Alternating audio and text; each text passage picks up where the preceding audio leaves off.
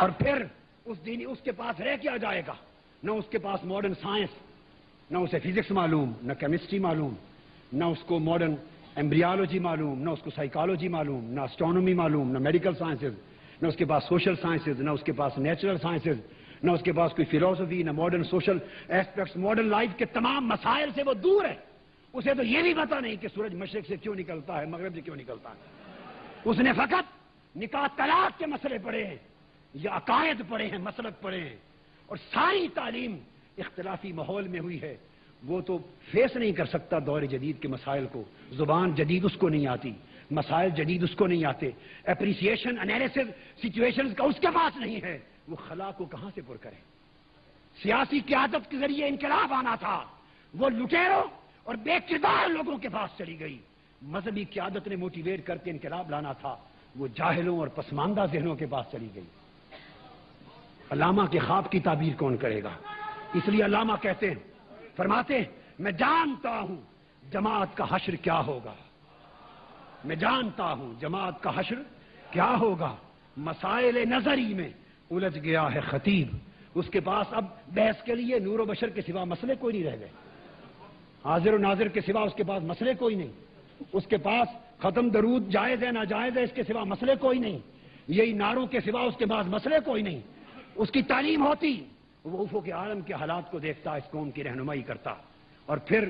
اپنی بقا کے لیے ان کے پاس ایشو کوئی نہیں ہے، وہ ایشوز کو سمجھتے نہیں ہیں، وہ اپنی پولیٹیکل سٹیبلٹی اور پولیٹیکل ایگزسٹنس کے لیے ایشو کریٹ کرتے ہیں، تو وہ پھر شیعہ سنی کافر کے ایشو کریٹ ہوں گے، وہ دیوبندی بریلوی کافر کے ایشو کریٹ ہوں گے، وہ پھر کافر کے مسئلے ہوں گے۔ اور میں اس حکومت سے بھی پوچھتا ہوں، وہ حکومتیں جو ہمیشہ سے اس فرقہ واریت کی مذمت کرتی ہیں، یہ خالی کلامی مذمت ہے؟ فرقہ واریت کی ایسی فتنوں کو اس سوسائٹی میں پیدا کس نے کیا اور کیوں ہونے دیا گیا، پروان کیوں چڑھنے دیا گیا؟ سب ذمہ داری حکومتوں پر آتی ہے۔ اپنے مفادات کے لیے یہ ایسے فتنے پالتی ہیں، کبھی کراچی میں پالے، کبھی سندھ میں پالے، کبھی پنجاب میں پالے، ان کو استعمال میں لاتی ہیں اور ڈیوائڈ اینڈ رول کے اصول کے اوپر اپنے اقتدار کو دلیل کرتی ہیں۔ مکتب و خانقاہ ویران ہو گئے۔ مذہبی حالت کے حوالے سے علامہ کہتے ہیں، مکتبوں میں کہیں رعنائی افکار بھی ہے، خانقاہوں میں کہیں لذت اسرار بھی ہے۔ آخر میں علامہ نے جو بات کہی ہے، میں یہ سمجھتا ہوں کہ اگر ہم بدستور اسی حال پہ چلتے رہے، ہم نے اپنی سمت درست نہ کی، اپنے آپ کو سنبھالنے کی کوشش نہ کی، خواب غفلت سے بیدار نہ ہوئے، اور ہم نے احوال حیات میں انقلاب برپا کرنے کے لیے اسٹرگل نہ کی، اور ہماری اس پجمردہ زندگی میں ایک تلاطم نہ آیا، تو پھر کیا ہوگا؟ یہ آج کا پاکستان ہے، ایک اسی حال میں مستقبل کا پاکستان بھی ہوگا۔ اگر یہی پاکستان اسی کا تسلسل رہا تو مستقبل کا پاکستان بھی ہوگا، اور جب وہ حالات ہماری آنکھوں کے سامنے ہوں گے، پھر جو کوئی چاہے گا بھی تو کچھ نہ کر سکے گا۔ علامہ اس کیفیت کا نقشہ ہمارے سامنے رکھ کے فرماتے ہیں، کیس پیدا ہوں تیری محفل میں یہ ممکن نہیں، اے پجمردہ مسلمان، اے مایوس مسلمان، اے منتشر اور متفرق مسلمان، اے جامد ساکن مسلمان، کیس پیدا ہوں تیری محفل میں یہ ممکن نہیں۔ تنگ ہے صحرا تیرا، محمل ہے بے لیلا تیرا، اے درے تابند، اے پربردہ آغوش موج، لذت طوفان سے ہے ناآشنا دریا تیرا۔ اب نوا پیرا ہے کیا گلشن ہوا برہم تیرا، اب نوا پیرا ہے کیا گلشن ہوا برہم تیرا، بے محل تیرا ترنم، نغمہ بے موسم تیرا۔ اور پھر فرماتے ہیں، آہ جب گلشن کی جمعیت پریشان ہو گئی، پھول کو باد بہاری کا پیام آیا تو کیا، بجھ گیا وہ شعلہ جو مقصود ہر پروانہ تھا، اب کوئی سودائی سوزے تمام آیا تو کیا۔ پھول بے پرواہ، اس وقت قوم کی بے حسی کا عالم یہ ہے کہ پھول بے پرواہ ہیں، تو گرم نوا ہو یا نہ ہو،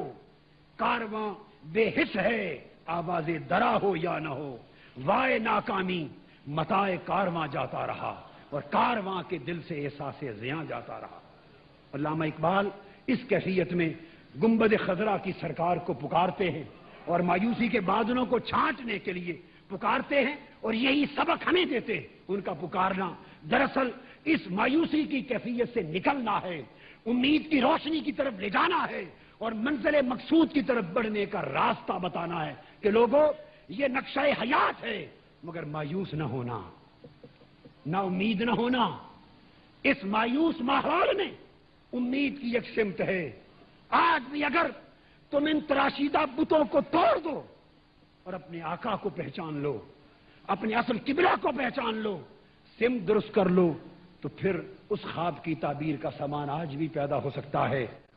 اس وقت اسلام کے 55 ممالک ہیں، 55 ممالک کے دیش میں اسلام پردیسی ہے،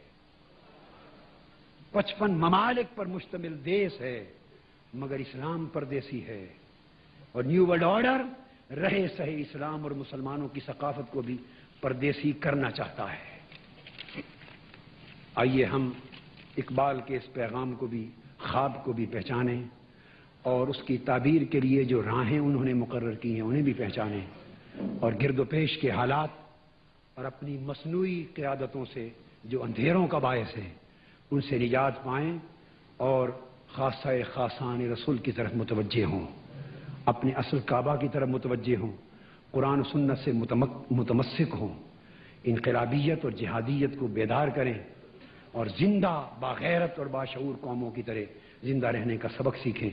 اگر قوم اپنی ایک قوم اور امت ہونے کا شعور آج پیدا کر لے اور اجتماعیت کے ساتھ حضور علیہ السلام کی اس مرکز فیض کی طرف متوجہ ہو جائے تو آج بھی ہماری تقدیر بدلنے میں شاید دیر نہ لگے۔ اس نسبت سے اگر ہم اپنے آپ کو پہچانیں اور زندہ رکھنے کا عزم کر لیں تو علامہ کے خواب کی تعبیر بھی میسر آئے گی اور تعبیر کو پھر ایک اور روشن مستحکم مستقبل بھی میسر آئے گا۔ میں شکریہ کے ساتھ انہی کلمات پہ اجازت چاہتا ہوں۔